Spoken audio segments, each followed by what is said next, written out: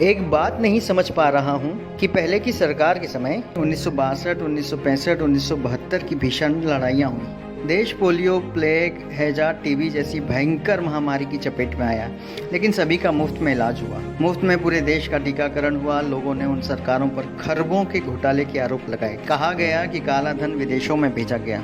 कथित भ्रष्टाचार की खूब चर्चा रही। बावजूद इसके देश में बहुत सारे सरकारी कारखाने व कंपनियां खड़ी हुई। सरकारी अस्पताल, सरकारी कॉलेज, सरकारी स्कूल बने। सरकारी नौकरियों में कोई कमी नहीं रही।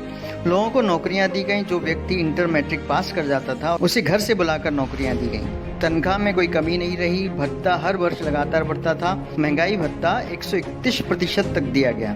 सबसे अधिक वेतन वृद्धि छठे वेतनमान में मिली।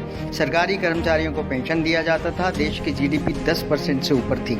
आखिर तमाम घोटाले और भ्रष्टाचार से घिरी सरकारें यह सब कैसे कर लेती थी, जो दिव्य महापुरुष की सरकार नहीं कर पा रही है? जबकि वे विदेशों से काला धन वापस ले आए। नोटबंदी से भी देश का काला धन वापस आ गया। जीएसटी से सरकारी खजाना भर गया।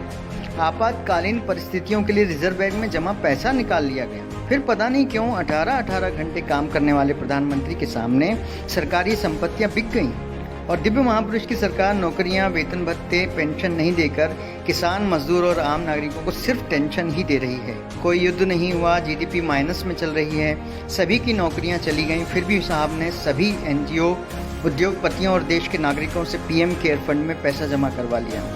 उस पैसे से क्या कार्य हुआ, किसी को नहीं पता। देश में बड़ी अजीब स्थिति बनी है। अगर कोई सवाल कर रहा है तो उसको पाकिस्तानी या देशद्रोही बोला जा रहा है। मेरे ख्याल से उन युवाओं को तो अब कम से कम अब जाग जाना चाहिए जो पढ़े लिखे होने का दम्भ भरते हैं।